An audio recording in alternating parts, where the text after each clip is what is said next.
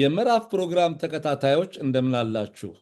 ዛሬ በሁሉም ዘንድ የሚታወቁ አዛውንቱን የሰላም አባት ተብለው የሚጠሩትን ፕሮፌሰር ኤፍሬም ይስሐቅን ይዤላችሁ ቀርቤያለሁ።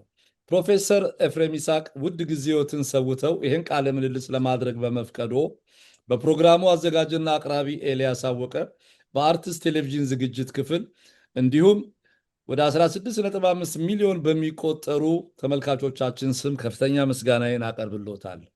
ክቡር አቶ ኤልያስ፣ እኔም ከፍተኛ ምስጋናዬን ለእናንተም በጣም ከፍ ያለ ምስጋና አቀርባለሁ። እግዚአብሔር ይባርካችሁ፣ ይጠብቃችሁ።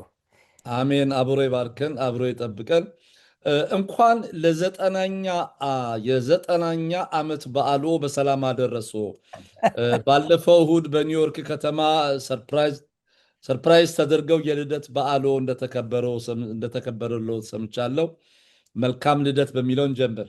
አንድ ትልቅ በጣም ወዳጅ አለኝ እዚህ ፕሪንስተን፣ የሶሲዮሎጂ ዲፓርትመንት ቼርመን ነው፣ ሊቀመንበር ነው ፕሪንስተን ዩኒቨርሲቲ እና ከአንድ ወር በፊት ደወለልኝና የአንተ 90 ዓመት ይሆናልና በዓሉን ለማክበር ኒውዮርክ ይዤ እሄዳለሁ አለኝ። በቃ ይቺኑ ብቻ ነው የማውቀው። በኋላ እሁድ መጣና ወሰደኝ።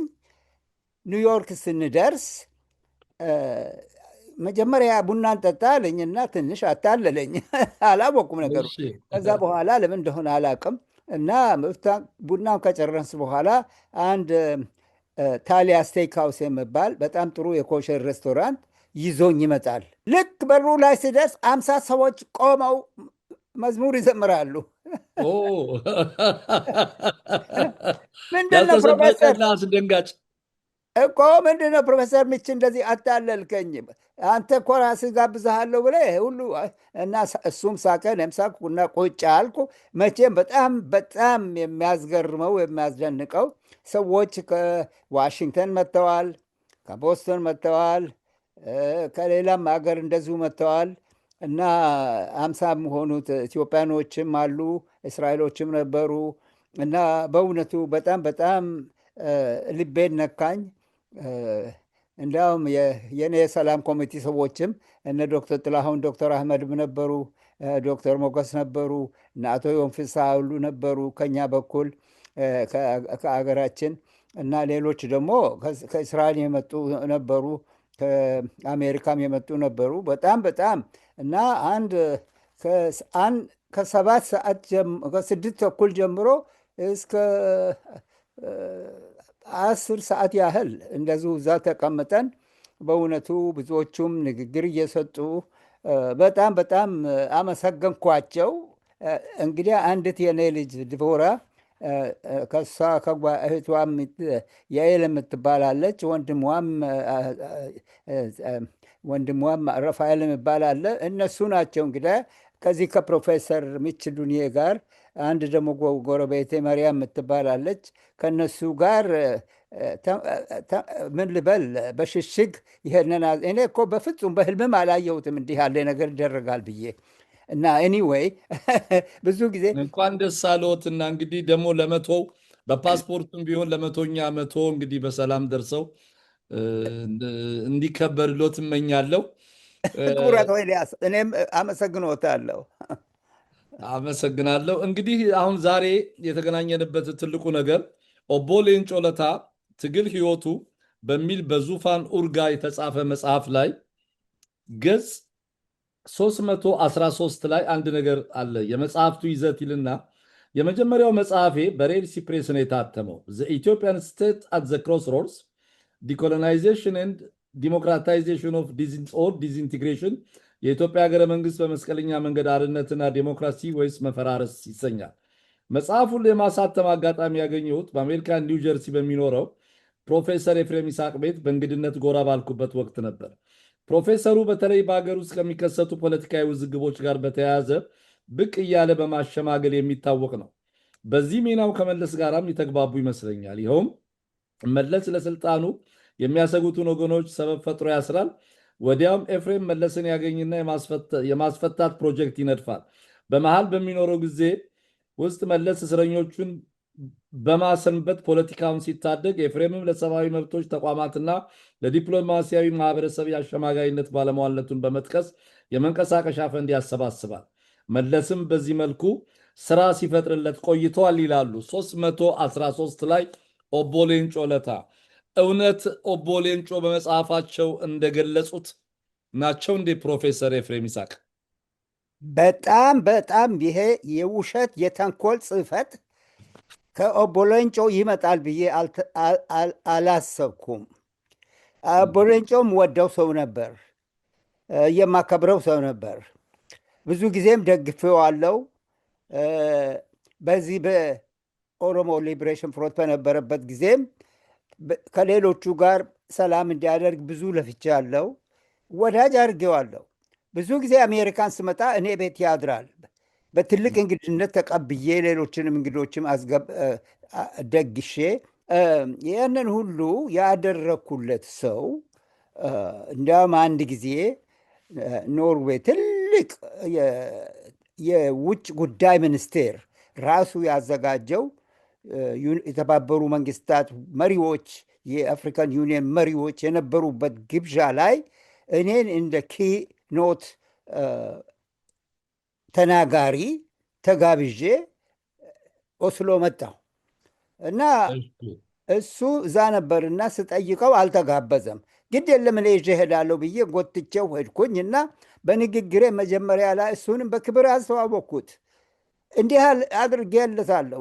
ሌላም ጊዜም በኦሮሞ ምክንያትም ረድቼዋለሁ። ስብሰባው ላይ እሱ እንዲቀር አልፈለግኩም። አንድ ጊዜ እንዲያውም አዲስ አበባ ሌሎች ሰዎች ነበሩ፣ እንደ አምባሳደር ብርሃኑ ድንቄ ከዚህ ከመካነ ኢየሱስ ብርሃኑ ዲንቃ ማለት ነው። ብርሃኑ ዲንቃ አዎ።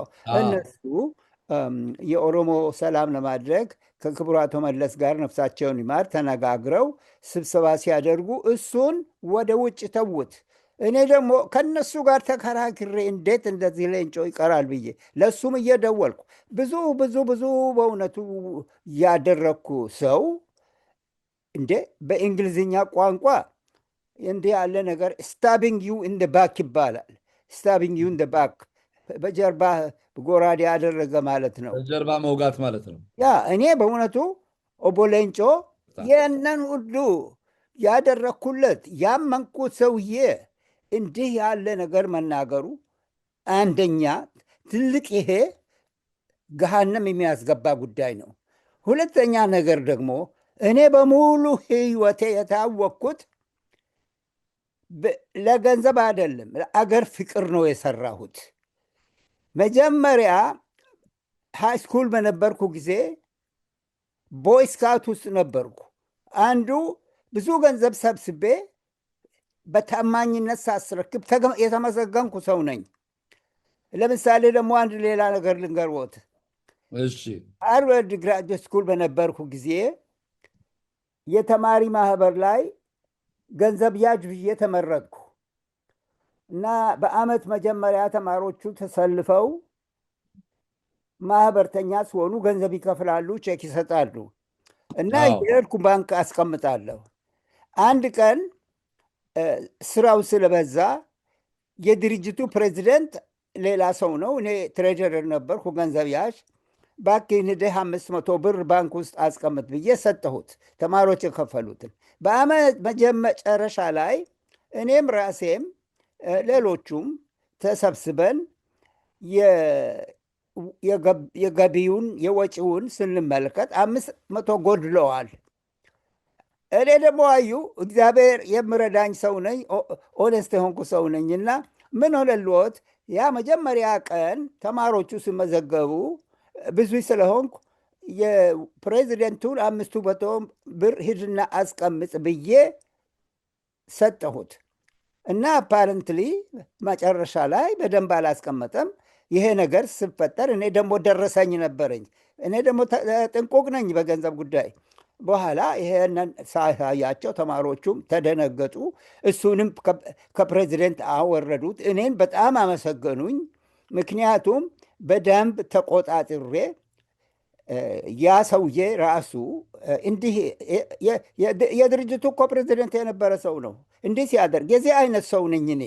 ከዚህም በስተቀር ፊደል ሰራዊት አሁን ኦቦ ሌንጮ ለታ ይሄንን ነገር ሊጽፉ የቻሉት በምን ምክንያት ነው ብለው ያምናሉ? እርስዎ ከጠቅላይ ሚኒስትር መለስ ዜናዊ ጋር የተለየ ግንኙነትና ቅርበት ስለነበረውት ይሆን? እኔ ክቡር አቶ መለስን አክብራቸዋለሁ። እሳቸውም ያዳምጡኝ ነበር። እሳቸውም ያውቃሉ እኔ ከተማሪነቴ ጊዜ ጀምሬ በፊደል ሰራዊትም ጊዜ ለአገር እንደምሰራ የሰላም ድርጅትም ከቋቋምኩት እኔ ዋና ስለነበርኩ ይህንን ሁሉ ያውቃሉ፣ ያከብሩኝ ነበር። እኔም አከብራቸው ነበር። ነገር ግን ከሳቸው ይቅርና ከኢትዮጵያ መንግስት አንድ ሳንቲም ተቀብዬ አላቅም። ተማሪ በነበርኩ ጊዜ በግርማዊ ጃንሆይ ጊዜ እሳቸውን በጣም አከብራቸዋለሁ። በእሳቸው ጊዜ ለምን ስኮለርሺፕ አይሰጡም? ከዲያ ኢትዮጵያ ሀገር ገንዘብ አንድ አልወስድም ብዬ ራሴ ወይም ስራ እየሰራው ወይም ስኮለርሺፕ እየጠየቅኩ ነው ተማርኩ። ከኢትዮጵያ አንድ ሳንቲም አልተቀበልኩም። እንዲያም ሌላ ምሳሌ ደግሞ ልስጦት። እኔ የገንዘብ ሰው አይደለሁም። አንድ 3-4 ዓመት በፊት ነው አዲስ አበባ ሄድኩኝ እና ለአይሮፕላን የከፈልኩት አንድ $2000 ይሆናል። እዛ ደግሞ ሆቴልም እንደዚሁ 1000 ምናምን የሚሆን ነገር እንደው ይህንን ሁሉ ድርጅቱ ብዙ ጊዜ ወደኋላ ልመለስና ከመጀመሪያ ለሰላም በምሰራበት ጊዜ ከኪሴ ገንዘብ አውጥቼ ነው ኢትዮጵያ የምመላለሰው። ፊደል ሰራዊትን ብዬ በሰራሁት ጊዜ ከኪሴ ገንዘብ አውጥቼ ነው። መጨረሻ ላይ በእውነቱ ስላልቻልኩ አንድ ጊዜ እግዚአብሔር ይመስገን ኃይሌ ገብረስላሴ ቲኬት ላከልኝ።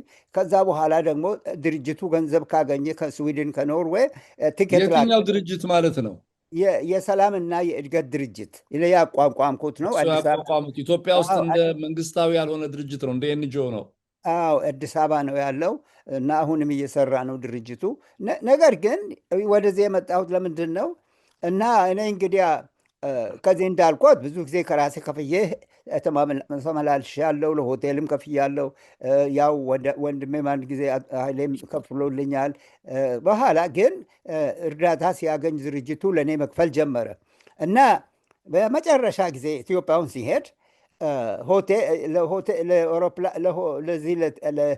ለአውሮፕላን መንገድና ለዚህ ለሆቴሉ የከፈልኩት አንድ 3600 ብር ዶላር የሚሆን ነው እና ድርጅቱ እኔ ከመሄዴ በፊት 1-2 ቀን መጣና ይኸውና ለአውሮፕላን የከፈልከው ለሆቴል የከፈልከው ይሄ ነው ብለው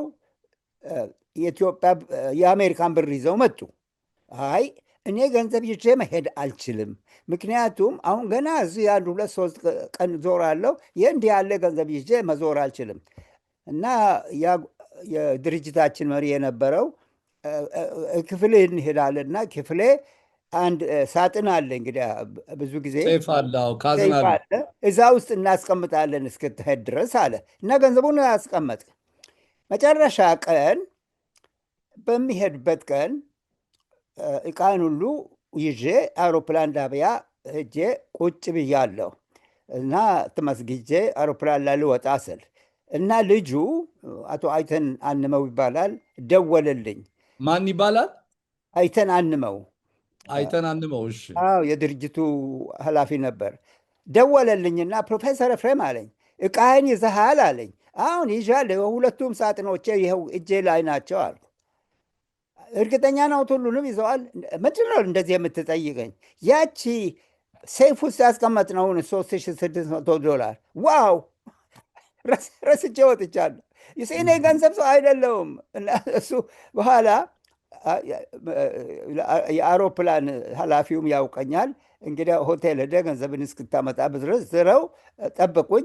እዛ ሆቴል ስደርስ እዛ ሰራተኞቹ እንኳን ተሰልፈው ምን አይነት ሰው ነው? አንድ ሰው እኮ 10 ብር 5 ብር 1 ብርም አይረሳም። ይህን ያህል ገንዘብ እንዴት ረሰተ ይላል። የገንዘብ ሰው አይደለሁማ፣ የገንዘብ ወዳጅ አይደለሁም። የገንዘብ ወዳጅማ ብሆን አንዱ እሱ ነው። ሁለተኛ ነገር ደግሞ ዋና ኢምፖርተንት አቶ መለስ ነፍሳቸውን ይማር ክቡር አቶ መለስ ስራ አግኝተውልኛል ማለት ትልቅ ነውር ነው። አንደኛ እሳቸውንም ገና ሳላያቸው ሳላውቃቸው ሃርቨርድ ዩኒቨርሲቲ በፕሮፌሰርነት ስራ የተሰጠኝ ሰው ነው። ፕሪንስተንም አስተምሬያለሁ፣ ኢንስቲቱት ኦፍ አድቫንስንም አስተምሬያለሁ። ሌሎች ዩኒቨርሲቲም ደግሞ ሌላም እየጋበዙኝ ስራ እኔ የኢትዮጵያ መንግስት እንዳልኩት በጃንሆይም ጊዜ አልሰጡኝም። በዚህ በክቡር አቶ መለስም ግን ስራ እንዲሰጡኝ አልፈለግኩም ከአገሬ እንዲያም። ግን እዚህ ጋር ፕሮፌሰር ምናልባት አቶ ኦቦ ሌንጮ ለታ ይህንን ያሉበት ምክንያት የተለየ ነገር አሁን እርስዎ ጠቅላይ ሚኒስትር መለስ ዜናዊ የቅንጅት አባላትም ሲፈቱ እንዲሁም ከኦነግ ኤርትራና የኢትዮጵያ መንግስትን በማስታረቅ ኦነግንም ከኢትዮጵያ መንግስት ጋር ለማስታረቅ ጠቅላይ ሚኒስትር መለስ ስልጣን ላይ እያሉ ብዙ ሞክረዋል። ይሄ ለየት ያለ ቅርበት እንደ ፕሮጀክት አይተው ጠቅላይ ሚኒስትሩ ይደግፉት ነበር። ወጪዎትን የምግብ፣ የሆቴል፣ የትራንስፖርት ይደጉሞት ነበር ጠቅላይ ሚኒስትር መለስ ዜናዊ። የኢትዮጵያ መንግስት አንድ ሳንቲም አልሰጠንም፣ ቢሰጡንም አንቀበልም። እንዲያም አንድ ምሳሌ ልስጦት። አንድ ጊዜ ቅንጅትን ለማስፈታት ይመላለስ ነበር። አንድ ጊዜ ወደ መጨረሻ ገደማ ነው፣ ረቡዕ ማታ ይመስለኛል፣ ወደ አሜሪካ መመለሻ ነበረብኝ። በ3 ሰዓት ነው በምናምን ሰዓት። ግን ከዛ በፊት እሳቸውን ብቅ በልና እንነጋገር አሉኝና ቢሮአቸው ቁጭ ብዬ ስንነጋገር የአውሮፕላን መነሻዬ ወደኋላ ምንድን ነው ምን ልበል ጊዜው እያለፈ ሄደ። ግን እኔ ዋና ስራው አዎ። እና በኋላ ሮጥ ብዬ እንደጨረስኩ ወደ ሆቴል ደርሳለሁ። የአውሮፕላኑ መነሻ ደርሰዋል። የእሳቸው ክቡር አቶ ገብረ ትንሣኤ ልትጠይቁ ይችላላችሁ። እሳቸው ደወሉልኝና የጠቅላይ ሚኒስትር መለስ ዜናዊ ልዩ ጸሐፊ የነበሩት አዎ ክቡር አቶ ገብረ ደወሉልኝና ግድ የለም እንድትቸገር አንፈልግም፣ አውሮፕላኑ እንድጠብቅህ እናደርጋለን አሉኝ። ይኖ ምን እንዳልኩ የኢትዮጵያ መንግስት ለእኔ አንድም ፌቨር እንዲሰራ አልፈልግም። ግድ የለም ምንም አይደለም። ቀጠሮ ሪቡኪንግ ፔናልቲ ፍላይቱንም ካንስል ባረግ ሪቡኪንግ ፔናልቲ ከፍዬ እሄዳለሁ አሉ ወይንስ? ኤግዛክትሊ። እና ይልቁንስ አሜሪካ ያለውን ቀጠሮዬንም አስተላልፋለሁ እንጂ ከኢትዮጵያ መንግስት ፌቨር እንዲያደርግልኝ አልፈልግም ብዬ ክቡር አቶ ገብረትንሳኤ ሊጠይቁ ይችላሉ። ሌላ ሰው እዛ ውስጥ እንደ ክብር አድርጎ ይቀበል ነበር። እኔ ግን የዛ አይነት ሰው አይደለሁም። መንግስት ፌቨር እንዲያደርግልኝ አልፈልግም። ከመንግስትም አንድ ሳንቲም አልቀበልም። ለምሰራው ስራ ከሌሎች ድርጅቶች አሁን ከስዊድን ከኖርዌይ ብዙ ረድተውናል። እኛም ደግሞ በዛ ገንዘብ ብዙ ስብሰባ አድርገናል፣ የሰላም ስብሰባ። ይሄ የአቶ ሌንጮ እንግዲህ ቅርብ ናችሁ፣ እርሶ ቤት ያርፋሉ፣ ወዳጅነት አሏችሁ። እስቲ ምናልባት ይሄንን ፕሮግራም ለሚከታተሉ ተመልካቾቻችን ግልጽ ደብዳቤ በሚል ለውድ ኦቦ ሌንጮ በሚል በአማርኛም በእንግሊዝኛም የተሰራጨ ጽሁፍ አለ። እስኪ የእርሶን ሀሳብ እዚህ ላይ እንግለጸውና ይህንን ለተመልካቾች ላንብብና ቀጥሎ ጉዳዮቹን እያብራራን እንሂድ። ፈቃዶ ከሆነ ፈቃዴ ነው። እሺ፣ እግዜር ይስጥልኝ። ግልጽ ደብዳቤ ውድ ኦቦ ሌንጮ፣ እኔ ከጠቅላይ ሚኒስትር መለስ ነፍሳቸውን እግዚአብሔር ይማረውና የነበረኝ ግንኙነትና ስለ ሰላም ያደረግኩትን ስራ በተመለከተ በአዲሱ መጽሐፍ ላይ የሰፈረው ሙሉ በሙሉ ሐሰትና ይልቁንም ስድብ የሆነው አባባልህ አስደንግጦኛል። ፕሮፌሰሩ በተለይ በሀገር ውስጥ ከሚከሰቱ ፖለቲካዊ ውዝግቦች ጋር በተያያዘ ብቅ እያለ በማሸማገል የሚታወቅ ነው። በዚህ ሚናው ከመለስም ጋር የተግባቡ ይመስለኛል። ይኸውም መለስ ለስልጣኑ የሚያሰጉትን ወገኖች ሰበብ ፈጥሮ ያስራል። ወዲያው ኤፍሬም መለስን ያገኝና የማስፈታት ፕሮጀክት ይነድፋል። በመሃል በሚኖረው ጊዜ ውስጥ መለስ እስረኞችን በማሰንበት ፖለቲካውን ሲታደግ፣ ኤፍሬምም ለሰብአዊ መብት ተቋማት እና ለዲፕሎማሲያዊ ማህበረሰብ የአሸማጋይነት ባለሟልነቱን በመጥቀስ የመንቀሳቀሻ ፈንድ ያሰባስባል። ገጽ 313 ኦቦ ሌንጮ፣ እኔ አንተን ከጥሩ ጓደኞቼ እንደ አንዱ ነበር የምቆጥር። በጓደኞቼ ዘንድም አሞካሽቼሃለሁ፣ በቁስ ደግፌሃለሁ። ለአንተ ብቻ ሳይሆን ለቤተሰብህ ድጋፍ አልተለየኝም። ለዚህም ወንድምህ ምስክሬ ነው። ሌሎች አንዳንድ ሰዎች ሲተቹህም ተከላክያለሁ። በቤቴም ደጋግሜ በደግነት አስተናግጃለሁ። አንተም ኖርዌይ በጎበኘሁበት ወቅት እንደ ጓደኛ አስተናግደኸኛል። እንደምታከብረኝም እንዲሰማኝ አድርገሃል። እኔ ያንተ ጓደኛ ሆኜ ቀጥያለሁ። በብዙ መንገዶችም ደግፌሃለሁ። ከሌሎች ነገሮች በተጨማሪ በአንድ በጣም አስፈላጊ ዓለም አቀፍ የኖርዌይ የውጭ ጉዳይ ሚኒስቴር የሰላም ኮንፈረንስ ላይ ቁልፍ ተጋባዥ መምህር በነበርኩበት ወቅት ምንም እንኳን አንተ ያልተጋበዝክ ብትሆንም እንደ ጓደኛ ይዤ ሄጃለሁ። በቤቴ ውስጥ በተደጋጋሚ አስተናግጃለሁ። በርካታ ጊዜ ጉዞ ድጋፍ በማድረግ ረድቻለሁ። እንዲሁም ቸገረኝ ብትለኝ ለአንድ ዓመት ያህል የምትቀጠርበትን መንገድ ፈልጌልህ ዓመት ሙሉ ምንም አይነት ስራ ባልሰራበት ሁኔታ ደሞዝ እንድትበላ አድርጌሃለሁ። ወደ ኢትዮጵያ ገብተህ አብረኸው እንድትሰራ ከጠቅላይ ሚኒስትር መለስ ጋር እንዳስታርቅህ ስትለምነኝ የቻልኩትን ሁሉ አድርጌያለሁ። ስማቸውን እዚህ መዘርዘር ከማልፈልጋቸው ዓለም አቀፍ ዲፕሎማቶች ጋር እንዳስተዋውቅህ በጠየከኝ ቁጥር ለተወደደው ሀገራችን ኢትዮጵያ ሰላምን፣ እኩልነትን፣ ብልጽግናን ለማምጣት ለመልካሙ የኦሮሞ ሕዝብና በአጠቃላይ ለኢትዮጵያውያን እየታገልክ እንደሆነ ስላሰብክ ያን አድርጌያለሁ። በእኔ ላይ የሰነዘርከው ትችት በአማርኛው አባባል የበላበትን ወጭት ሰባሪ እንደሚባለው ነው። እኔን በቅርቡ የሚያውቁኝ ሰዎች እንደሚረዱት ለተወደደችው ሀገር የኢትዮጵያ የከፈልኩት የግል መስዋዕትነት በእርግጥም ከኢህአዴግ ዘመን በፊት እስከ 1960ዎቹ እንደ አውሮፓውያን አቆጣጠር ይመለሳል። በሟቹ የተከበሩ ቀዳማዊ ኃይለሥላሴ ዘመን ከ1960 እስከ 1973 ድረስ የብሔራዊ የኢትዮጵያ መሐይምነትን ማጥፊያ ዘመቻ ዳይሬክተር ሆኜ መሐይምነትን በማጥፋት ስራ ላይ በነበርኩበት ወቅት በዓመት ቢያንስ 2 ጊዜ በራሴ ወጪ ወደ ኢትዮጵያ በመብረር የግል መስዋዕትነት ከፍያለሁ። ለድርጅቱ ገንዘብ ለማሰባሰብ ጊዜንና ጉልበቴን መስዋዕት በማድረግ በርትቼ ሰርቻለሁ።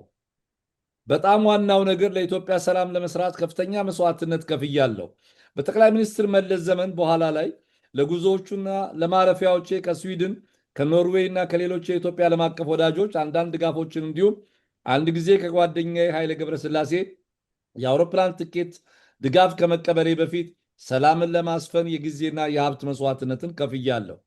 በእርግጥ በሟቹ የተወደዱት ጃንሆይ ዘመን ከደሃ ሀገር ገንዘብ መውሰድ ስለማልፈልግ ከኢትዮጵያ የነፃ ትምህርት ዕድል ስኮላርሺፕ ገንዘብ ለመቀበል ፈቃደኛ አልሆንኩም። ስለዚህ ወይ የአሜሪካ የነፃ ትምህርት ዕድል አግኝቼ ወይም እየሰራው ተምሬያለሁ። በተጨማሪም ለኢትዮጵያ ብዙ መስዋዕትነቶችን ከፍያለሁ። ከከፈልኳቸው መስዋዕትነቶች መካከል እስካሁን የሚቆጭበት አንድ ነገር ቢኖር በሃይማኖት ላይ መጽሐፍ ለመጻፍ ከኦክስፎርድ ዩኒቨርሲቲ ፕሬስ ጋር የነበረኝንና $5000 ቅድመ ክፍያ ጭምር የተቀበልኩበትን አስፈላጊ ውል ለመተው መገደዴ ነው። ምክንያቱም ሰላምን ለማስፈንና እስረኞችን ለማስፈታት ወደ ኢትዮጵያ በተደጋጋሚ የማደርጋቸው ጉዞዎች ጊዜን ስለወሰዱት ፕሮጀክቴን ማጠናቀቅ አልቻልኩም ነበር። በአጭሩ መለስም በዚህ መልኩ ስራ ሲፈጥርለት ቆይቷል መባሉ ይቅርና እኔ ወደ ኢትዮጵያ ባደረግኳቸው ጉዞዎች ገንዘቤን ያጣሁት እኔ እንደ ሃርቫርድና ፕሪንስተን ባሉ ታላላቅ የአሜሪካ ዩኒቨርሲቲዎች ፕሮፌሰር የነበርኩና በአሜሪካ በመቶዎች በሚቆጠሩ ኮሌጆችና ዩኒቨርሲቲዎች ውስጥ ትምህርት የሰጠው በመሆኔ ከማንም ሌላ ስራ ወይም ገበያ አያስፈልገኝም ነበር። በተማሪነት ዘመኔም ሆነ እንደ ሰላም አስከባሪ በባዘምኩባቸው ጉዞዎቼ ከኢትዮጵያ መንግስት $1 ወስጄ አላቅም። ታዲያ አንተ ምን እያለምክ ነው? ድጋሚ በዋናነት ባንተና በኦነግ ኦኤልኤፍ ተቃዋሚዎች እንዲሁም በጠቅላይ ሚኒስትር መለስ መንግስት መካከል ሰላም ለማውረድ ጥሪ ያለው የመካነ ኢየሱስ ቤተክርስቲያን ፓስተሩና ሟቹ አምባሳደር ብርሃኑ ዲንቃ እንዲሁም ኮሚቴያቸው ከኦነግ መሪዎችና ከኦቦ ዳውድ ኢብሳ ጋር የሰላም ድርድር ለማድረግ በሞከርኩበት ወቅት እነሱ በተለይ አንተን በዲሲፕሊን ጉድለት አባረው። በእርግጥም አንተን እንዲያካትቱ ስከራከራቸው ስከላከልልህና እንዲያውም ስልክ ደውዬ የተሰማኝን ሐዘን ስገልጽልህ አስታውሳለሁ። ለኢትዮጵያ ካለው ፍቅር የተነሳ ከፍተኛ መስዋዕትነትን እየከፈለ ያለን ሰው መስደብ ሁሉን በሚችል አምላክ ዘንድ ታላቅ ኃጢአት ነው። ለዚህ ስድብ እውነተኛ ይቅርታ እፈልጋለሁ ይላል የእርስዎ ግልጽ ደብዳቤ። ይህንን ግልጽ ደብዳቤ ለኦቦ ሌንጮ ለታ በኢሜይል፣ በፋክስ ወይ በእጅ ወይ በደብዳቤ ወይ በስልክ ነግረዋቸዋል? እንግዲህ ይሄ በእንግሊዝኛ ቋንቋ ኦፕን ሌተር ይባላል። ይሄ ነገር የእሱ መጽሐፍ የወጣው በግልጽ ነው፣ ወጥተዋል። ለሱ እንግዲህ ወዲህ መጽሐፉ ያው ጽፌዋለታለሁ። ነገር ግን መጽሐፉ በፐብሊክ ስለሆነ የመከሩኝ ወንድሞቼ እኔ እንኳን ለሱ ልልክ ነበር ደብዳቤውን ለሪፖርተር ላክ ወይም ለኢትዮጵያ ጋዜጣ ላክ ምክንያቱም ኦፕን ሌተር ነው ይሄ። ኦፕን ሌተር ማለት የግልጽ ደብዳቤ ነውና ግልጽ ደብዳቤ ነው። አዎ፣ እሱ ብጽፍለትም ምንድን ነው ማድረግ የምችለው? መጽሐፉ ወጥተዋል። ስለዚህ ህዝብ ያበረበዋል። በዚሁ ምክንያት የመከሩኝ ጓደኞች እኔ እንኳን ለአቦ ሌንጮ ልልክ ነበር። አይ በሱ ብትልክ ምን ይጠቅማል? ወረቀቱ መጽሐፉ ወጥተዋል፣ ህዝብ አንብቦታል። ስለዚህ አንተ የሚያስፈልግ በፐብሊክ ማለት ህዝብ የሚያውቅበት መንገድ እንደ ኦፕን ደብዳቤ ይባላል። ኦፕን ደብዳቤ አድርገ ላክለት ተብሎ ለሪፖርተር ልክ ያለው አወጡት አላወጡት ገና። ኦኬ እንግዲህ ለሪፖርተር ጋዜጣም ልከዋል። ያው እኔም ለሜዲያ ከላኩት ውጭ ለሳቸውም እንዲደርስ ነው። ይሄ መጽሐፍ ወደ ኦሮምኛ በቅርብ ይተረጎማል ተብሏል፣ ወይ የተተረጎመ ያለ ነው። እግረ መንገድ እንዲያውቁትም ጭምር ማለት ነው። አንድ ነገር ግን እዚህ ጋር ማንሳት ይቻላል። ከኦቦ ሌንጮ ጋራ ይሄ መጽሐፍ ከመታተሙና ስሞትን በዚህ መንገድ ከማንሳታቸው በፊት በግል የተቀያየማችሁት ጉዳይ ይኖር ይሆን? አለመግባባት፣ እንደውም አንዳንድ ንግግር መራራቅ? በፍጹም። እንዲያውም ልንገሮት ይህን ደብዳቤ ከመጻፌ በፊት እኔ ትንሽ የዋህ ሰው ነኝ እና ደብዳቤውን ከመጻፌ በፊት ሌንጮ ራሱ ልደውልለት አልኩ፣ እንዲህ ያለ እውነት ከሆነ እና ደወልኩለት። መጀመሪያ ቀን ይህንን ስሰማ እንዳም ሌሎች ሰው ለምን ትደውልለታለህ ስል ደወልኩለት እና ኦቦ ሌንጮ እንዲህ ያለ ነገር እውነት አለ? እንድትሰርዝ አደርጋለሁ አለ። እኔ አይደለሁም የጻፍኩት፣ ሌላ ሰው ነው ስለ እኔ የጻፈው። እንዲሰርዙ አደርጋለሁ አለ። ምኑን ነው እንዲሰርዙ የሚያደርጉት? ስለ እርሶ የተነሳውን ስም? እኔ እኮ ግራ ገባኝ። በዚሁ ምክንያት በኋላ አንድ ሌላ ሰው ደግሞ ወዳጄ ምንድን ነው የምትታለለው? እንዴት አድርጎ ይሰርዛል? ወረቀቱ ኦልሬዲ ወጥተዋል። ኦልሬዲ እኮ አሁን ታትሞ ወጥቷል መጽሐፉ። አሁን እዚህ ጋር እኮ አንድ ጥያቄ አለ ፕሮፌሰር። ኦቦ ሌንጮ ለታ ይሄንን መጽሐፍ ያዘጋጀችው ዙፋን ኡርጋ የምትባለዋ ሴት ያለሳቸው ፈቃድ፣ ያለ ኦቦ ሌንጮ ፈቃድ ነው ያተመችው ማለታቸው ነው ኦቦ ሌንጮ? በፍጹም። እኔ አልኮት እኮ መጀመሪያ ቀን ይሄ ነገር ስመጣብኝ ሌንጮ እኮ ወዳጄ ነው እንዲህ ይጽፋል ብዬ አላምንም ብዬ ደወልኩለት። እንደገና ልድገም፣ የለም እንግዲህ ይቅርታ እኔ አይደለሁም የጻፍኩት ሌላ ሰው ነው የጻፈው፣ እንዲቀንሱ ምንድን ነው እንዲያወጡ አደርጋለሁ አለ። ኦልሬዲ የታተመውን እንዴት አድርገው ነው የሚያወጡት? ምን ገጹ እየቀነጠሉ ያወጡት? ከዛ በኋላ ለዚህ ለሁለት ጓደኞቼ ብነግራቸው እንደምን ትታለላለህ? እንዴት አድርገው ነው የሚያወጣው? ኦልሬዲ ወጥቷል። ስለዚህ አንተ በግልጽ ደብዳቤ ህዝብ ስለሚያየው ለህዝብ ነው መልስ መስጠት ያለብህ አሉኝና አሁን እንደ ኦቦ ሌንጮ ለታ በስልክ ውይይታችሁ እኔ ሳላቅ ነው ይሄ ነገር የተጻፈው፣ እሷ ከየት እንዳመጣቸው አላቅም ነው ያሉት? እና ሰርዛሉ ያሉበት ምክንያት ምንድን ነው? ያለሳቸው እውቅና ነው የተጻፈው? ዋናው ነገር እኔ ኦቦ ሌንጮ እንዲህ ያለ ነገር ተጽፏል ይባላል ምን ማለት ነው ስለው፣ ኖ እኔ አይደለሁም የጻፍኩት፣ ስለ እኔ ነው የተጻፈው፣ እንድታወጣ አደርጋለሁ አለ። እንድናጠራው በስህተት ነው የተጻፈው፣ እኔ አይደለም የጻፍኩት፣ መጽሐፉን ያዘጋጀችዋ ነች የጻፈችው ብለው ከኃላፊነት መሸሽ ነው ወይንስ ይቅርታ በስህተት መናገር የሌለብኝን ነገር ተናግሬ ነው የተጻፈው ነው ያሉት? እኔ ምን አውቃለሁ። ግን እኔ አሁን የምነግሮት ልክ መጀመሪያ ቀን ይህን እንደሰማ ለሱ የደወልኩት እሱ ያለኝን ብቻ ነው የምነግሮት እና እንዲያውም እኔ አመንኩት። እርስዎ መልሰው አልጠየቁትም? ለምሳሌ አሁን ለምን መሰሎት? እርስዎ ግልጽ ደብዳቤ ለኢትዮጵያ ሕዝብ ልከዋል። በተለያዩ ሚዲያዎች ወጥቷል። እዚህም የጠበቃ ተክለ ሚካኤልና የአንድ ፕሮግራም ስንሰራ ይሄን ነገር አንብበነዋል። በሌላም ቦታ ላይ እንደዚሁ ወጥቷል። ጥያቄው ምንድን ነው? ይሄንን መጽሐፍ ኦቦ ሌንጮ ለታ የትግል ህይወቱ የሚለው መጽሐፍ መውጣቱን ለእርስዎ ነግሮት ነበር ወይ? ኮፒ ልኮሎት ነበር? እንዲያም አንዳንዴ እሱ ራሱም እንደምለው ለምን አትጽፍም ስለው ነበር። እኔ ራሴ ስመክረው ነበር ተጨማሪ ጻፍ ይመስለኛል። አይ ብዙ ወዳጆች ጻፍ ይሉኝ ነበር ይላል። መጽሐፉ ግን ሲወጣ ኮፒ ልኮሎት ነበር ወይ? መጽሐፉ ዝግጅት ላይ እንዳለ ነግረውት ነበር? በፍጹም አላቅም። መጀመሪያ ይህንን ነገር ማን ነው እስቲ ቆዩ፣ ማን ነው አንድ ወዳጄ ደወለና ኦቦ ሌንጮ መጽሐፍ አይተሃል ወይ? አንድ መጽሐፍ ወጥተዋል እዛ ላይ ትጠቀሳለህ ብሎ አንድ ኢትዮጵያዊ ደወልልኝ። ኢትዮጵያዊ የሚያውቀኝ ሰው በእውነት አልኩና እንደ ምን ብሎ ጽፏል ብዬ ጥቅሱን ላኩ፣ ኢሜይል አደረጉልኝ እና ስመለከተው በኋላ በጣም ተገረምኩና ተደነኩና ሌንጮ እንዴት እንደዚህ ያደርጋል ብዬ ደወልኩለት። ነገር መደጋገም አይደለም። ስልክ አንስቶ እንዲህ ብለሃል፣ እኔ ምናምን ታውቀኛለህ፣ እንደዚህ ትጽፋለህ ስለው እኔ አይደለሁም የጻፍኩት ሌላ ሰው ነው ጻፈው አለኝ። አመኑት? እርሶ አመኑት? እሱ ያለኝ ብቻ ነው የምነግረውት። እንድታወጣ አደርጋለሁ አለ። እሺ አልኩት። ምንድን ነው ታትሞ የተሰራጨ መጽሐፍ ላይ እንዲወጣ የሚደረገው ወይንስ ወደ ኦሮምኛ የሚተረገመው ላይ ነው እንዲወጣ የተደረገው? አሁን ኃላፊነቱን የሚወስደው እርስዎ ተበድያለሁ ይቅርታ ጠይቃለሁ ብለዋል። ይቅርታ ያስፈልገኛል በአደባባይ ብለው ግልጽ ደብዳቤ ጽፈዋል። እርስዎን ይቅርታ የሚጠይቁት ኦቦ ሌንጮ ለታ ናቸው ወይስ የመጽሐፉ አዘጋጅ ዙፋን ኡርጋ ናቸው? ጥያቄው ክልሪ እንዲሆን ነው። ጥያቄው እንግዲህ እሱን ካነጋገርኩ በኋላ እኔ አመንኩትና እኔ ትንሽ የዋህነት አለብኝ፣ አንዳንድ የሞኝነት አመንኩት። ከዛ በኋላ ይሰረዛል ሲሉት ያልተጻፈ ነበር የመሰሎት? እንደ እርሶ ምኑን ትሰርዛል አላሉትም? ምን አውቃለሁ እሱ ያለኝን ብቻ አምናለሁ። በኋላ አንድ ሁለቱ ወንድሞች አይ ፕሮፌሰር ኤፍሬም እንዴት ታምነዋለህ? መጽሐፉ እኮ ወጥተዋል። እንዴት ወጥቷል፣ ተሰራይቷል እኮ እና እነሱ ናቸው የመከሩኝ። የማያውቁኝ ሁለቱ ኢትዮጵያኖች ናቸው። አንዱም ራሱ ኦሮሞ ነው። እና የለም መሰረዝ አይችልም፣ መጽሐፉ ወጥተዋል። ስለዚህ ለሱ ደብዳቤ ጻፍለት ወይም በገጥታ ለጋዜጣ ጻፍለት። ህዝቡ የሚያነበው ነው፣ ህዝቡ ያየው ነገር ነው እና ለህዝቡ መልስ መስጠት አለብህ አሉኝ። እና ለዚሁ የነን ደብዳቤ ቅድም ያነበብኩትን ጻፍኩኝ። ግን መጀመሪያ ቀን ስሰማ ግን በየዋህነቴ አይ እኮ ፕሮፌሰር፣ አሁን አንድ ነገር አለ መቼስ እርሶ መጽሐፍ አሳትመው ያውቃሉ። በሃርቫርድ፣ በፕሪንስተን፣ በአሜሪካ በመቶዎች በሚቆጠሩ ኮሌጆች አስተምረዋል። በዩኒቨርሲቲ መቼስ ልምድ አለዎት። ይሄ ለእርሶ ከኢትዮጵያ የላኩልዎት በኢሜይል ኮፒው ከታተመ መጽሐፍና ስርጭት ላይ ከዋለ መጽሐፍ ነው። ኦቦ ሌንጮ ምኑን ነው ሊሰርዙ የሚችሉት ነው ጥያቄው።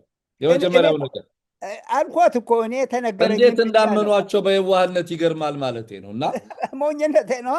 አዎ፣ ምክንያቱም ምኑን ይሰርዙታል? ወይ ደግሞ ግልጽ ማድረግ ነው። ምኑን ነው የምትሰርዘው አላሉትም እርሶ? አፉን ከፍቶ እንድታወጣ አደርጋለሁ ምናምን አለኝ። ምኑን ነው የምታወጣው እኮ? አሁን ኦልሬዲ የታተመውን ነገር ከየት ታወጣዋለች ልጅቷስ? ቢሆን ኦልሬዲ ታትሟል፣ ተከፋፍሏል። ለዚሁ ነው ልክ እርሶ የሚሉትን በኋላ እኔ ለሰዎች ስነግራቸው የው ደውዬለት እንዳለኝ እንደ ምንድን ነው መጽሐፉ እኮ ወጥተዋል፣ እንዴት ወጥተዋል፣ ተሰራይቷል። ወይ ደግሞ ወደ ኦሮምኛ እየተተረጎሙ ነው ከተባለ ኦሮምኛ ላይ አላወጣው ነው። ማነው ኃላፊነት የሚወስደው? ይሄ ነገር ለምሳሌ የሚያስከስስ ቢሆን በዲፋሜሽን ማነው ሊከሰስ የሚችለው በዚህ ጉዳይ ላይ? ኦቦ ሌንጮ ያዘጋጀችዋ ልጅ ምንድን ነው በስተትም ከሆነ የተባለበት ነገር። ለዚህ ነው የጠየቅኩት እርሶ ሌላ ለቤተሰቡ ውለታው ያለው ብለዋል። ምንድን ነው ያደረጉት? ወደ አሜሪካን ነው ሰው ያመጡት? ወንድማቸውን ነው? የትኛውን ወንድማቸውን ነው እርሶ ያመጡት? እና ምናልባት ወጪት ሰባሪ የሚል ቃል ጽሁፎ ላይ ስለተጠቀሙ አሁን ለምሳሌ ወንድማቸው እኔ መቼም እንዲህ ያለ ነገር በግልጽ ክሬዲት መውለድ ስለማልፈልግ ብዙም አልናገርም። እግዚአብሔር ብቻ እንዲያውቅልኝ ነው የምፈልገው። በጣም የምወዳቸው ወንድማቸውም በጣም ጥሩ ሰው ነው። እሱም አስመራ አባጫላ ናቸው። እሺ እርሶ ስም ከጠሩ በኋላ ከአስመራ ነው። ፕሮፌሰር ለታሪክ የሚቀመጥ ነገር ስለሆነ አሁን እርሶ የኢትዮጵያ ሕዝብ በሚያውቁት ሁኔታና እዚህ መጽሐፍ ላይ የተገለጹት እርሶ ልዩነት አለው። ለዚህ ነው እርሶ ነው ይሄን ነገር መናገር የሚችሉት። አሁን እዚህ ግልጽ ደብዳቤው ላይ አልተጠቀሰም።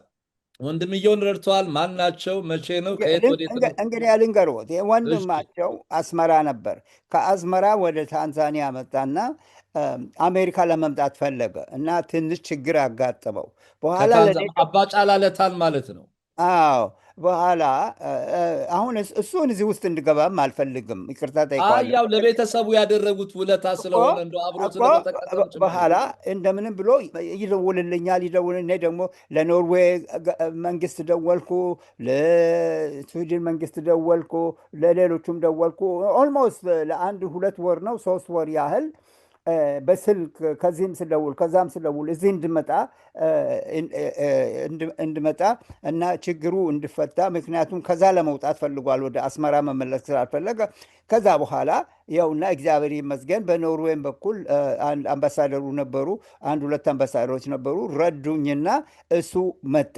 እንዳውም የመጣበት ሳምንት የመጡት ወደ አሜሪካ ነው አባጫላ የመጡት ወይስ ወደ አዎ ኖርዌይ ነው? ወደ አሜሪካ መጡ። ወደ አሜሪካ ስመጡ እኔ አባጫላ እዚህ ውስጥ እንድገባም አልፈልግም በእውነቱ። ነገር ግን አባጫላ ደግሞ ባለቤት ነበረችው። የእሱ ባለቤት ደግሞ ከዋሽንግተን በየቀኑ ትደውል ነበር ፕሊስ እያለች። ከዛ በኋላ አባጡበት ሳምንት አንድ የኦሮሞ ቤተክርስቲያን አለ ዋሽንግተን። እዛ ላይ በበዓል ተቀበሉት። ለእኔ ተደወለልኝ እንድትመጣ። በኋላ እኔ በምመጣበት ቀን እሱና እኔ አብረን ፊት ፊት እዛ ቤተክርስቲያን ቁጭ ብለናል እና እሱ ራሱ ቆሞ አመስግኖኝ እኔም ደግሞ የተቻለውን ያህል ባረኩት እና በክብር ተቀበለው። እንዳም በስልክ ተደውሎልኝ እንድትመጣ ተብሎ እሱ ባለቤቱም እና ምክንያቱም ያውቃሉ እዚህ አገር ለመምጣት አስቸጋሪ ነበርና እና እኔ የተቻለኝን ያህል ከአሜሪካም አምባሳደር የመማቶ ነበር መሰለኝ፣ ሌሎቹንም እንደዚሁ በማነጋገር ሌሎችንም የኖርዌይም እንደሱ በማነጋገር አሁንም እውነቱን ለመናገር አባጫላ እዚህ ውስጥ እንድገባም አልፈልግም። አይ ወንድምየው ለቤተሰቡ ውለታ ውያለሁ የሚለው ነገር ለማንሳት ነው። አሁን ምንድነው ወጪት ሰባሪ ስለተባለ ነገሩን አጥርቶ ለመሄድ ነው። አሁን ኦቦ ሌንጮ ለታ ይህንን ያሉበት ምክንያት እርስዎ እንደሚሉት ቤዝለስ ነው። መለስ ለእኔ ፕሮጀክት እየሰጠኝ ለስላላረኩም ይላሉ። ሌላው ከአቶ ዳውድ ኢብሳ ጋራ በኦነግ መካከል ሲባረሩ አቶ ሌንጮ ለታ እርስዎ በሽምግልና ገብተዋል። ገብቻለሁ። ምንድን ነበር ያሸማገሏቸው? አዎ እዚህ ባልቲሞርም አንድ ስብሰባ አድርገናል፣ ዋሽንግተንም ስብሰባ አድርገናል። ከዛ በኋላ ደግሞ እንዲያውም ደግሞ አባጫላ ብቻ አይደለም፣ ዳውድ ብቻ አይደለም፣ የኦኤልኤፍ ሊቀመንበር የነበሩ አንዱ አቶ ገላሳ ዲሌቦ አቶ ገላሳ ድሌባን በስልክ እየደወልኩ እስከ ጀርመን ሀገር ሂጄ ከኦቦ ሌንጮ ጋር እንድታረቁ ለመንኩት። ኦቦ ሌንጮንም ለመንኩት። እንዲያውም ኦቦ ገላሳ እሺ ብሎኝ ነበር። እነ ዳውድም እነ ሌንጮም እንዲገናኙ። ይህንንም ደግሞ ከኪሴ አውጥቼ ጀርመን ሀገር ሄጃለሁ ኦቦ ገላሳን ለማነጋገር። በስልክም ብዙ ጊዜ በደብዳቤ አለ፣ በዚህ በኮምፒውተር ላይ አለ። ከእሱም ጋር የተነጋገርኩት ከኦቦ ሌንጮና ከኦቦ ዳውድ ጋር እንድታረቁ ብዙ ሞከርኩ፣ በጣም ሞክሬያለሁ። ሌሎቹ እኮ አሁን ለምሳሌ እርቅ ሲባል ፕሮፌሰር እንግዲህ እርቅ ሲባል የተጣሉበትን ጉዳይ ያውቃሉ ወይንስ? እንግዲህ ሁሉም የኦነግ አመራር ናቸው። ፋውንዲንግ ቫይስ ፕሬዚደንት ነበሩ ኦቦ ሌንጮ ለታ የኦነግም። ኦቦ ዳውድም እንግዲህ ሚሊተሪ ዊንግ ነበሩ። በኋላ አቶ ገላሳ ዲልቦም ሊቀመንበር ነበሩ። ምንድን ነው የመስመር ልዩነት የፖለቲካ ልዩነቱን እንዲያቻችሉ ነው ያቀራረቧቸው ወይንስ እርቀ ሰላም እንዲወርድ ብቻ ነው? እርቀ ሰላም ሀገራችን እንዲ እኔማ በእውነቱ አንዳንዴ ትንሽ ችግሩ ምን እንደሆነ ባውቅ የሰላም ሰው ስለሆንኩኝ ግድ የለም ይታረቁ ነው ችግሩ። ባላውቅም ግድ የለኝም። ሰው ለምን ይጣላል? ሰው ለምን ይጣላል? እኔ ምናልባት መሰረታዊ ፖለቲካዊ ልዩነት ከሆነና የማይታረቅ ከሆነ ወደ አንጃነት የሚሄድ ከሆነ ፋክሽናሊዝም ካለ ይሄ ሊታረቅ ይችላሉ በሽምግልና ለማለት ነው እኮ። እንዲግባቡ ማድረግ ይሞከራላ። እንዲግባቡ ማንም እኮ እንዴ አሁን አሜሪካና ጀርመን ዛሬ በጣም ወዳጆች ናቸው። አንድ ጊዜ ግን በትልቅ ጦርነት ላይ ነበሩ። ያው ማንም የተጣላ ሰው መታረቅ ይችላል። እንዳም አንድ ታሪክ ልንገርዎት። እሺ ይንገሩኝ እባክዎ።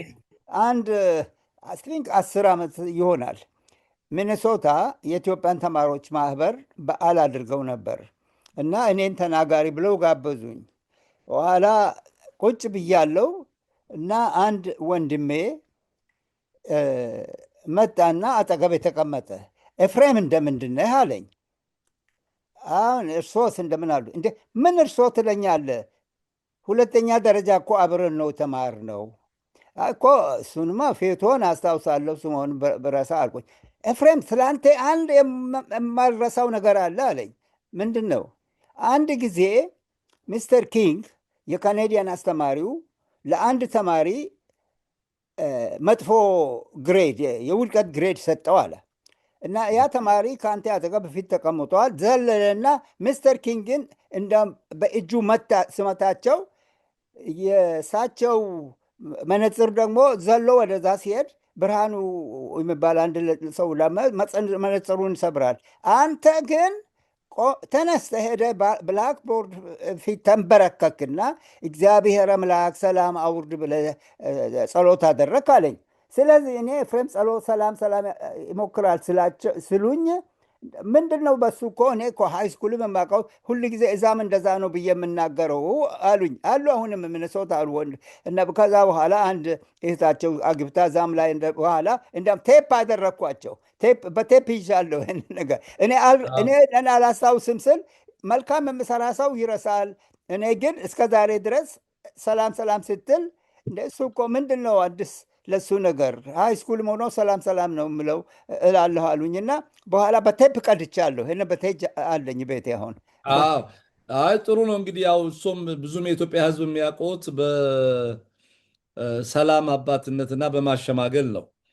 እዚህ ላይ አንድ ነገር ላንሳ። እዚሁ መጽሐፉ ላይ የተጠቀሰ ነገር አለ። በፕሮፌሰር ኤፍሬም ይስሐቅ ገጽ 313 ነው። በዚሁ የአሸማጋይነት ልማዱ ነበር ከኤርትራዊው የሬድሲ ፕሪንቲንግ ባለቤት ካሳሁን ቸኮል ጋር የተገናኙት። ካሳሁን በኦሮሞ ጥናት ጉባኤዎች ላይ በብዛት ይገኛል። ቀደም ብዬ ባውቀውም የተቀራረብነው በፕሮፌሰር ኤፍሬም ይስሐቅ ቤት ነው። በአሜሪካ ኒው ጀርሲ ውስጥ አንድ ሰፈር ስለሚኖሩ ጠርቶት ስንጫወት የመጽሐፌን ይዘት ነገርኩት። በእርግጥ በወቅቱ ገና በዝግጅት ላይ እንጂ አልተጠናቀቀም ነበር። ካሳሁን ይዘቱን ከቃኘ በኋላ መጽሐፉን ለማሳተም ተስማማ። ታተመ። ስንት ቅጂ እንደታተመ አላውቅም። የተወሰነ መጽሐፍ ሰጥቶኛል። 80 ቅጆችን መሰለኝ። በዛም ላይ ስለ ህትመት ካነሳን መጽሐፉ የመጀመሪያ እንደመሆኑ ማተሚያ ቤት እንደገባ ወዲያው አልታተመም። በአርትዖት ስራ ይመላለስ ነበር። የሆነ ነገር አሻሽል ይለኛል፣ አስተካክላለሁ። በድጋሚ ይመጣል፣ ይመለሳል። እንዲህ እየታሸ ቢያስቸግረኝም ከሶስቱ መጽሐፎቼ በተሻለ አቀራረብ ስለተዘጋጀ ፍጻሜው በርዕሰ ጉዳዩ ፍላጎት የሌለውንም ሳይቀር ለንባብ የሚጋብዝ ሆነ ይላል። እርስዎ እንግዲህ ከሬድሲ ፕሬስ ጋር አብረው ሰርተዋል። ማንም መጽሐፍ ጽፎ አሳትሞ የሚያውቅ ሰው መጽሐፍ ሊያሳትም ሲል የመጀመሪያ የሚያደርገው ነገር ስምምነት ነው። የስራ ስምምነት ከሌለ መጽሐፍ ለህትመት አይገባም። ደራሲው መፍቀድ አለበት ያ መጽሐፍ በማተሚያ ቤት እንዲታተም፣ ምን ያክል ቅጂ፣ በምን ያክል ዋጋ የሚሸጥ፣ ምን ያክል እንደሚከፈል፣ እነዚህ ኖርማል ነገሮች ናቸው። በዛ ላይ ኦቦ ሌንጮ እንግዲህ ምናልባት የኦሮሞ ነፃነት ግንባር መስራች አባል ናቸው። ፕሮፓጋንዳ ጽሁፍ አይደለም ይሄ መጽሐፍ ሲወጣ። አሁን የእርሶ መጽሐፍ ቢሆን ሬድሲ ፕሬስ የታተመው በኤዲቶሪያል ፕሮሰስ ነው ያለፈው። የግዴታ ኤዲተሮቹ ያዩታል። ይሄን አስተካክሉ፣ ይሄን አምጡ፣ ይሄን ወዲህ ነገር ይላል እና በዚህ ምክንያት እኔ በጣም ብዙ አልተመቸኝም ከሬድሲ ጋር የሰራሁት ይሉና እንደገና ደግሞ ሶስተኛ ዙር ተመልሰው መጽሐፍ አሳትም ያለው ይላሉ እዛው ፒስ ኪፒንግ አዝ ስቴት ቢልዲንግ ከረንት ቻሌንጅስ ፎር ዘ ሆርን ኦፍ አፍሪካ፣ የሰላም ጥበቃ እንደ ሀገር ግንባታ የቀንዱ ወቅታዊ ተግዳሮት በሚል ርዕስ የታተመ ነው። እንደ መጀመሪያ መጽሐፌ ሁሉ በሬድሲ ፕሬስ አሳታሚነት በ2012 በአሜሪካን ሀገር ታትሟል ይላል። በመጀመሪያ ዙር ላይ ቅሬታ ከነበራቸውና በትክክል በስራ አልረካውም ካሉ ሁለተኛ ዙር እንዴት መጡ? ይሄ እንግዲህ እንደ ጋዜጠኛ እኔ ልጠይቅ የምችለው ጉዳይ ነው። በእርግጥ ኦቦ ሌንጮን ነበር ይሄን መጠየቅ የሚገባው፣ እርስዎን አልነበረም። ይሄ ጉዳይ ሲታተም ያለፈበትን ፕሮሰስ ያስታውሱ ነበር? ኮምፕሌንት ኖሯቸው ኦቦ ሌንጮን ለእርስዎ የነገሩት ነገር ነበር ወይንስ የተፈጸመ ቅሬታ ኖሮ እርስዎ እንደለመዱት ለሽምግልና ለድርድር ሄደው ነበር? ይኸውና እኔ እኮ ብዙ ለሰው ማደርገውንም እረሳለሁ። አሁን ይቺን ነገር እንዳ እርሶ አሁን አነበቡና እኔ ከአቶ አታቢው ጋር ያስተዋወቅኩት አይደለም። እሱ ራሱ ይላል እኮ እኔ እንዲህ ያለ ሌላም እንደዚሁ ያደረግኩለት ነገር ይኖራል።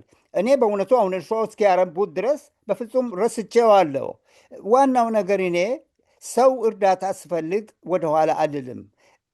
በገንዘብም ሆነ በጉልበቴም ሆነ አሁን ሃርቨርድ በማስተምርበት ጊዜ አንድ ሁለት ሶስት ኢትዮጵያኖች ግራጁዌሽን እንኳን ገንዘብ አነሰኝ ብለው ከኪሴ እስከ $1000 እስከ 500 ብር የሰጧቸው ልጆች አሉ። አልጠየኳቸውም። እንዲያውም ለምሳሌ አሁን አንዱ $1000 የሰጠሁት ግራጁዌሽን ለማድረግ ገንዘብ አንቆት በጣም ነጋዴም ሆኖ ነበር እና አንድ ቀን ዋሽንግተን ሳለው በመንገድ ላይ ወደ እኔ ስመጣ አየሁት። ምን እንዳደረግኩኝ? እንዳያፍር አዎ። ስላልመለሰልኝ እንዳያፍር ብሌ ወደዛ ዞርኩኝ። የዚህ አይነት ሰው ነኝ እኔ። እና ሌሎች ኢትዮጵያኖችን ብዙ ረድቻለሁ እዚህ ሀገርም እንዲመጡ። አሁን ታደሰ ኤባ ከሱ ጋር አዎ። እሱ ለምሳሌ ስኮለርሺፕ አግኝቶ እንዲመጣ እኔ ነኝ የረዳሁት እዚህ ሀገር። ታደሰ አሁን በህይወቱ ቢኖር ኖሮ በእውነቱ በጣም ይቆጣል። ምክንያቱም በጣም ይወደኛል። ቤተሰብም እሱን ደግፎት ነበር። 1 ዓመት ቤታችን ተቀምጠዋል። እና ታደሰ ኤባ ነፍሱን ይማር። በእውነቱ እሱም ብዙ ጊዜ እኔ ቤት ተቀምጠዋል። ከኦቦሌንጮም ጋር ሰርተዋል።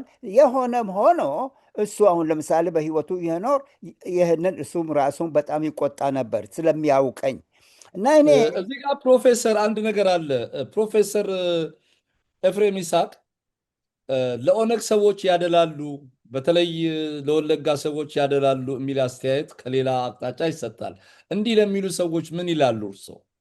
አይ እሱማ እኔ ከተማሪነት ጊዜ ጀምሬ ነጆ ነው የተማርኩት። በኋላ እዚህ ሀገር መጥቼ ሃርቨርድ በተማርኩበት ዘመን እዛ ነጆ ህዝቡ ትምህርት ይወዳል እና ሃርቨርድ ማስተማር በጀመርኩበት ጊዜ ነጆ ሄጄ ህዝቡም ተሰልፎ ተቀብሎኝ $1,000 ለትምህርት ቤቱ ሰጠው። ከዛ በኋላ ጀርመን ሀገር $7,000 የገዛሁት አንድ መኪና ኩምቢ ለትምህርት ቤቱ ይጠቅማል ብዬ እዚህ አዲስ አበባ ተጠቅሜበት 6 ወር ለነጆ ትምህርት ቤት በነፃ ሰጠውን። ያ የዛን ጊዜ $7,000 ይሄ በ1972 ነው። ዛሬ 50 ያለ ትምህርት ቤት ነው የረዱት። ኦነግን እንደ ፓርቲ ይደግፋሉ፣ ይረዳሉ ነው የሚሉት እርስዎ ላይ አስተያየት የሚሰጡ እኔ ሰዎች። የኦሮሞ ህዝብም ድሃ ህዝብ ነው፣ የተጨቆነ ህዝብ ነው። ትምህርት መማር አለበት። አሁን ለምሳሌ ወለጋ ስለማቀው ህዝቡ ድሃ እና ህዝቡን ህዝቡን መርዳት፣ ትምህርት ቤት መርዳት ተገቢ ነው። የፖለቲካ ፓርቲ መርዳት ነው እንጂ አሁን ሰዎች አስተያየት የሰጡት የተማሩበት ትምህርት ቤት የትውልድ ቦታው ላይ ያለበት ምንም ኢትዮጵያ ውስጥ የወለጋ ሰው የተለየ ነገር አይደለም። ድህነቱ ሁሉም ጋር ነው ያለው። የፊውዳል ስርዓት ሰለባ ነው። ትምህርት አልተስፋፋም። ይሄን ነገር መርዳት እሱ ሰብአዊ ነው። ክቡር አቶ ኤልያስ አንድ ነገር ልጨምር። ብዙ ጊዜ አሁን አማራ፣ ኦሮሞ፣ ትግሬ ይላል የኢትዮጵያ ህዝብ ፖለቲከኞች። ምንድን ነው ብለው ረሃብ፣ በሽታ፣ መሃይምነት እነሱን ሶስቱን ነገድ ብቻ ነው የማውቀው። ሁል ጊዜ አማራ ሆነ ኦሮሞ ሆነ ትግሬ ሆነ ምግብ እንዲበላ፣ ህፃናቶቹን እንዲያሳድግ፣ ቤት እንዲኖር በሰላም እንዲያውም እስኮም ያውቃሉ እስከዛሬ ድረስ ፓስፖርትን እንኳን አልለወጥኩም። በኢትዮጵያነት ፓስፖርት ነው የምኖረው እዚህ አሁንም ድረስ 62 ዓመት ሆኖ አሜሪካን ሀገር። አዎ። እና ይህንን ለማደርገው የኢትዮጵያን ህዝብ ለመርዳት ነው። እኔ አማራ፣ ኦሮሞ፣ ትግሬ፣ ጉራጌ፣ ወላይታ ምናምን የሚባል አላውቅም። 3 ነገር ብቻ ነው የማውቀው፣ ድህነት፣ መሃይምነት፣ በሽታ። እነሱን ነገድ ብቻ ነው የማውቀው። ቀይ ሆነ ነጭ ሆነ ከልቤ ነው የምነግረዎት። ተገቢ ነው። አዎ። አሁንም የሚቆጨኝ ምንድን ነው? ለምንድን ነው የኦሮሞ ህዝብ በበሽታ ምንድን ነው የኦሮሞ ህዝብ በረሃብ የሚያልቀው? ለምንድን ነው የኦሮሞ ህዝብ በጦርነት የሚያልቀው? ለምንድን ነው የጎጃም ህዝብ፣ የጎንደር ህዝብ፣ የትግራይ ህዝብ ለምንድን ነው በጥላቻ በጦርነት በመቀም ሁላችን መዋቾች ነን።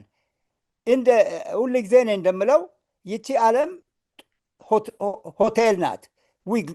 ቼክን ቼክ አውት እንወጣለን። እስከዛ ድረስ ለምን በፍቅር አንኖርም? ለምን ተከባብረን አንኖርም? ለምን ትልቁ ነገር ይሄ ነው። እንግዲህ አሁን ምንድነው ፕሮፌሰር ይቅርታ አድርጉልኝ፣ አንድ ነገር ልጨምር። ይቅርታ አድርጉልኝ። እኔ በቀለም አላምንም፣ በሰው ደምና ስጋ አሁን መጀመሪያ ሃርቨርድ ዩኒቨርሲቲ የጥቁር ትምህርት ቤት ዲፓርትመንት ኦፍ አፍሪካን አሜሪካ ስተዲስ እኔን የተመረጥኩት። እንዲያም አንድ ወሬ አሁን ነገ ቦስቶን ሄዳለሁ ሃርቨርድ ዩኒቨርሲቲ። ለምን 50 ዓመት በፊት ከኔ የተማሩ ጥቁር አሜሪካኖች በሙሉ ይሰበሰባሉ። በክብር እንግዳ ጋብዘውኛል። ለምን? ደብዳቤያቸውም ላይ አንተ እኮ ነህ ከሁሉም የምንወደው አስተማሪ፣ ከክፍል ሁሉ 50% የአንተን ትምህርት ነው የተማርነው፣ እንድትመጣ እንፈልጋለን ለክብር ብለው ጋብዘውኝ እሄዳለሁ።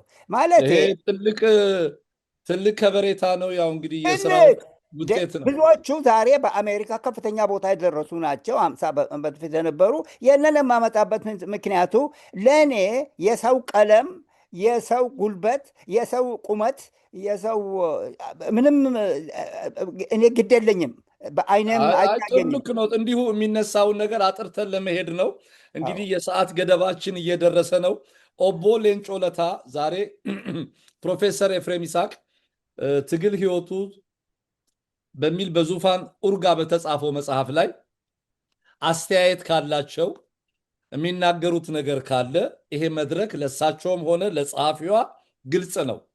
ኦቦ ሌንጮ ከፕሮፌሰር ኤፍሬም ይስሐቅ ጋር ባደረጉት የስልክ ውይይት አስጠፋዋለሁ እኔ አይደለም ሌላ ሰው ነው ያዘጋጀው ብለዋል።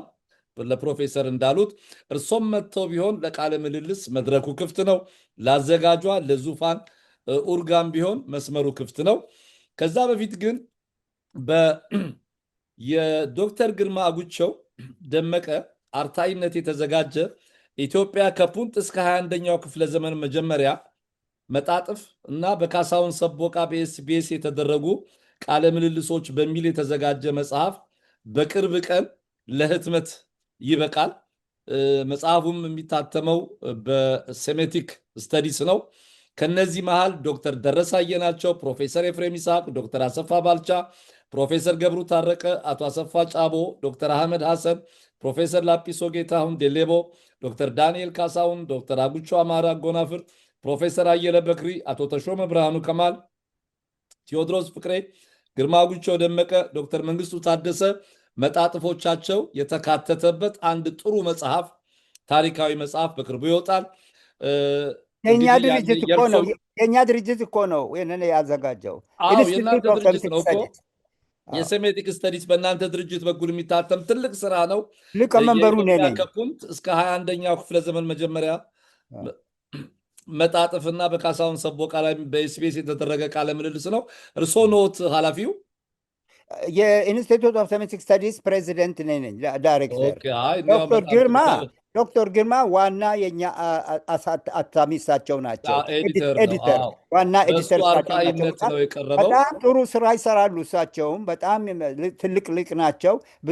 ብዙ ኮንትሪቢሽን እያደረጉ ነው። አብረን ነው የምንሰራው። ድርጅታችን የኢንስቲትዩት ኦፍ ሴሜቲክ ስተዲስ የእኛ ድርጅት ነው።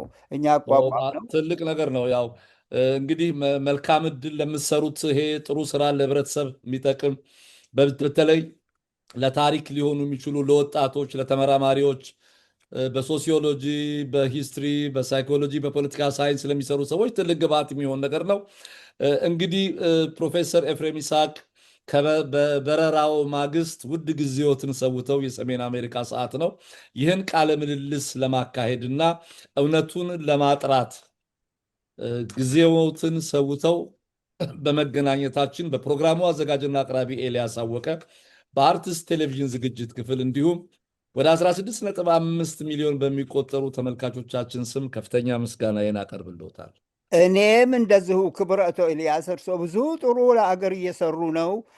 ለአገራችን ሕዝብ እንዲያውቀው ብዙ የሚሰሩ ሰው ነው። እግዚአብሔር ይባርኮት፣ ረጅም ዕድሜ ይስጦት፣ ስራውንም ይባርከው እና አሁን እኔ መጨረሻ ላይ ለወንድሜ አቶ ሌንጮ ደግሞ አቶ ሌንጮ እኔ ቂም የሚይዝ ሰው አይደለሁም፣ ይቅርታ ጠይቀኝና ከዛ በኋላ እኔ ቂም የሚይዝ ሰው አይደለሁምና በእውነቱ ይህንን ነገር በግልጽ አስተካክል ነው የምለው።